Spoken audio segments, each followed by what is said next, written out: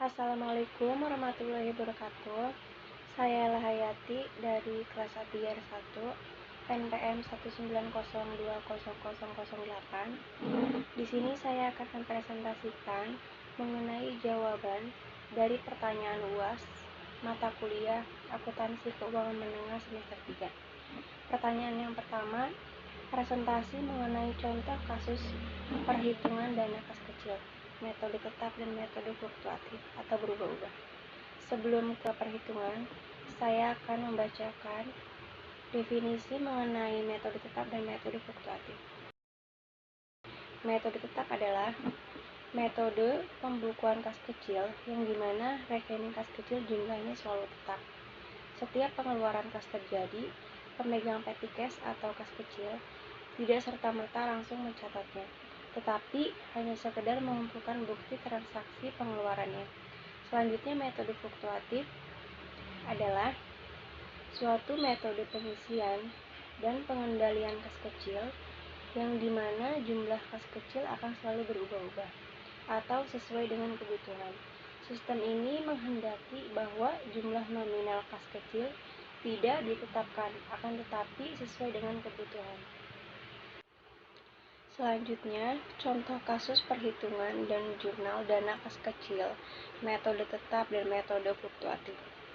PT Permata menyediakan dana kas kecil guna keperluan operasional kantornya. Berikut ini transaksi-transaksi penggunaan dana kas kecil pada bulan Desember 2018. Tanggal 5 Desember 2018 diserahkan selembar cek sebesar 2 juta untuk membentuk kas kecil. Pada tanggal 8 Desember 2018 dibeli tunai alat tulis untuk kebutuhan kantor sebesar 110.000. Pada tanggal 18 Desember 2018 dibayar beban perjalanan diklat karyawan ke Jakarta sebesar 240.000. Tanggal 20 Desember 2018 dibayar uang makan untuk para karyawan yang lembur sebesar 150.000. Tanggal 24 Desember 2018 dibeli tunai alat tulis kantor sebesar 90.000. Pada tanggal 28 Desember 2018 dilakukan pertanggungjawaban atas pengeluaran-pengeluaran menggunakan kas kecil dan pengisian kembali dana kas kecil. Diminta berdasarkan data transaksi di atas, buatlah jurnal transaksi yang dibutuhkan berdasarkan metode tetap dan metode fluktuatif. Selanjutnya, saya akan menjelaskan jawaban dari kasus perhitungan dana kas kecil metode tetap PT Permai per 31 Desember 2018. Yang pertama, tanggal 5 Desember 2018, keterangannya kas kecil sebesar 2 juta di debit dan pada kas 2 juta di kredit. Selanjutnya tanggal 8, tanggal 18, 20, dan 24 itu keterangannya tidak dijual. Kenapa tidak dijual? Karena pada tanggal tersebut itu sudah termasuk ke dalam tanggal 28 yang bunyi transaksinya itu pengeluaran dana kas kecil atau pengisian kembali dana kas kecil, yang dimana tanggal 8 itu perlengkapan kantor sebesar 110.000 di debit, tanggal 18 biaya perjalanan diklat sebesar 240.000 di debit, tanggal 20 biaya konsumsi sebesar 150.000 di debit, dan tanggal 24 perlengkapan kantor sebesar 90.000 di debit pada kas sebesar 590.000 itu dari jumlah pada tanggal 8, 18, 20, dan 24. Selanjutnya ada total debit sebesar 2.590.000 dan total kredit 2.590.000 dan hasilnya adalah balance. Selanjutnya jawaban metode fluktuatif dana kas kecil PT Permata periode 31 Desember 2018. Tanggal 5 Desember 2018 keterangannya kas kecil pada kas sebesar 2 juta di debit dan 2 juta di kredit. Tanggal 8 Desember 2018 keterangannya perlengkapan kantor pada kas sebesar 110.000 di debit dan 110.000 di kredit. Tanggal 18, biaya perjalanan diklat pada kas kecil sebesar 240.000 di debit dan 240.000 di kredit. Tanggal 20, biaya konsumsi pada kas kecil sebesar 150.000 di debit dan 150.000 di kredit. Tanggal 24, perlengkapan kantor pada kas kecil sebesar 90.000 di debit dan 90.000 di kredit.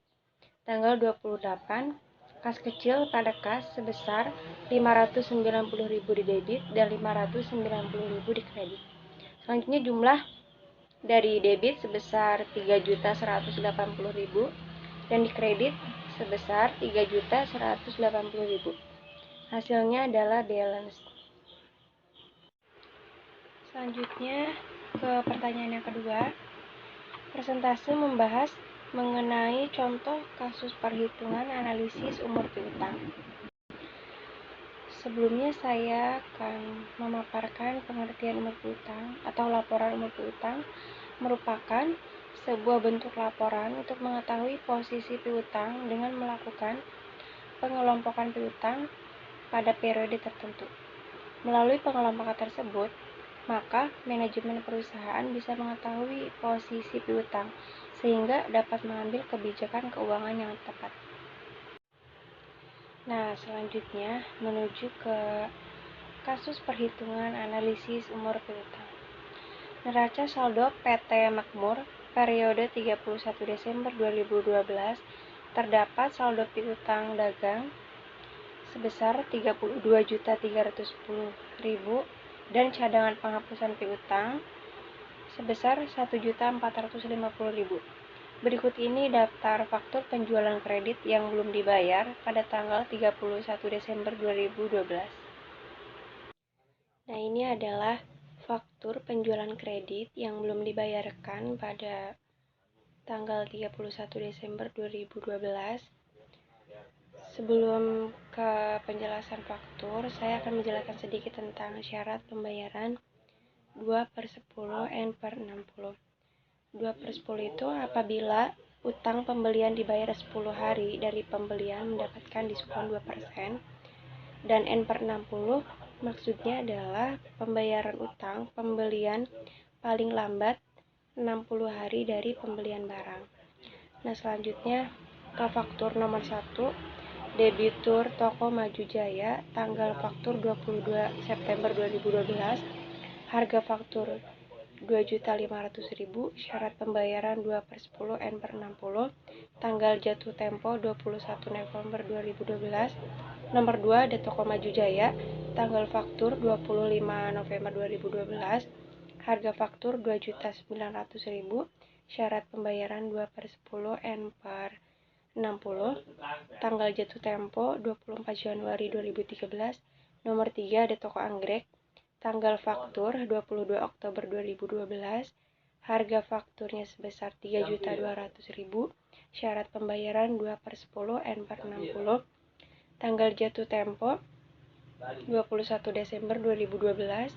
Nomor 4 UD Berkah, tanggal faktur 12 Mei 2012, harga faktur sebesar 5 juta, syarat pembayaran 2/10 N/30, tanggal jatuh tempo 11 Juni 2012.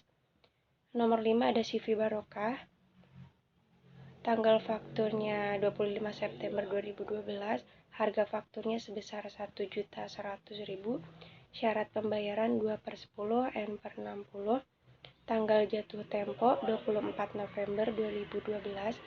Nomor 6 ada CV Barokah, tanggal fakturnya 12 Oktober 2012, harga fakturnya sebesar 4 juta, syarat pembayaran 2/10 N/60, tanggal jatuh tempo 11 Desember 2012. Nomor 7 ada CV Barokah, tanggal faktur 7 Desember 2012, harga fakturnya sebesar 1.800.000, syarat pembayaran 2/10 N/30, tanggal jatuh tempo 6 Januari 2013.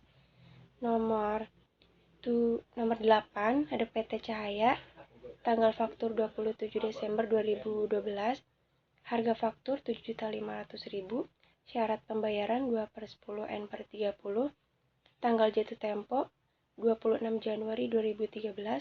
Nomor 9 ada CV Garuda. Tanggal faktur 12 Agustus 2012. Harga fakturnya sebesar 1.410.000.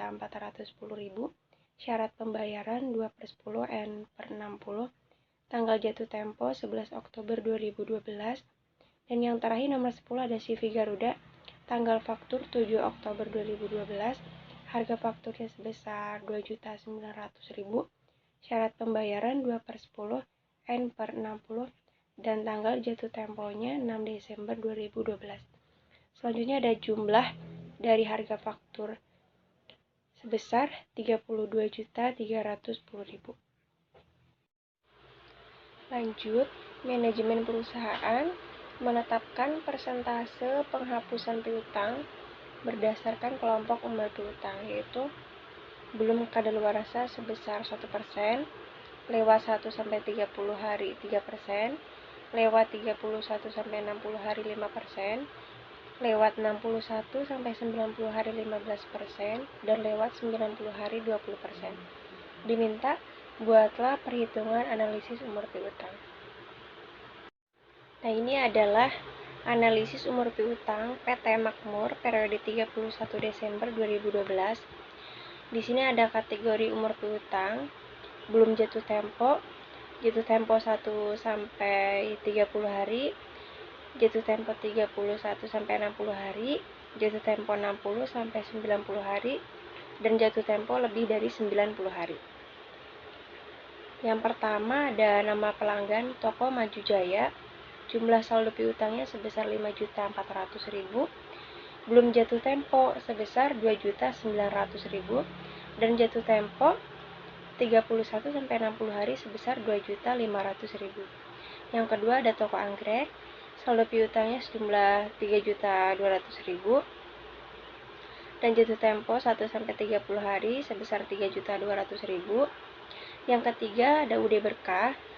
Jumlah saldo piutangnya sebesar 5 juta dan jatuh tempo lebih dari 90 hari sebesar 5 juta.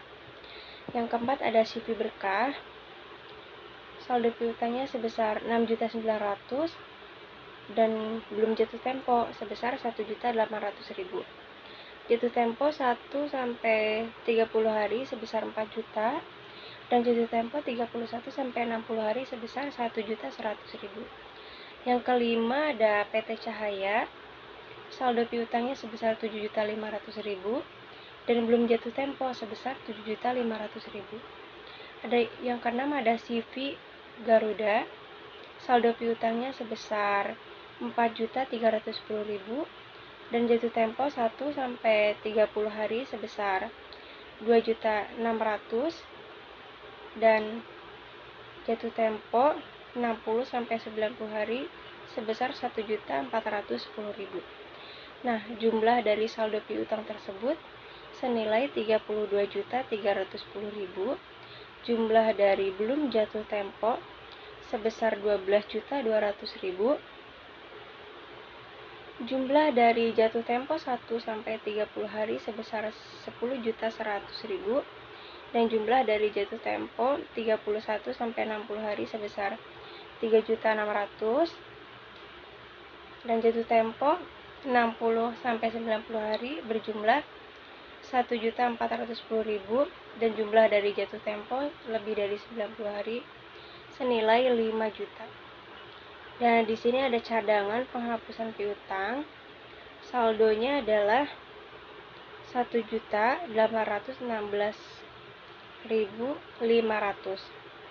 Belum jatuh temponya senilai 122.000 itu dari 12.200.000 dikali 1%. Dan jatuh tempo 1 sampai 30 hari senilai 303.000 dari 10.100.000 dikali 3%. Dan jatuh tempo 31 sampai 60 hari senilai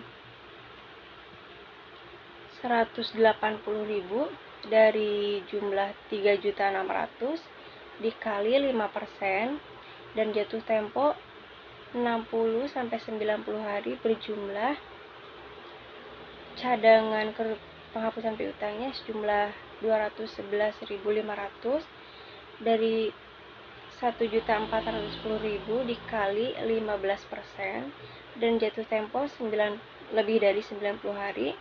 Cadangan penghapusan piutangnya sebesar 1 juta dari 5 juta dikali 20%. Terima kasih. Mungkin itu saja yang bisa saya sampaikan. Kurang dan lebihnya mohon maaf. Wassalamualaikum warahmatullahi wabarakatuh.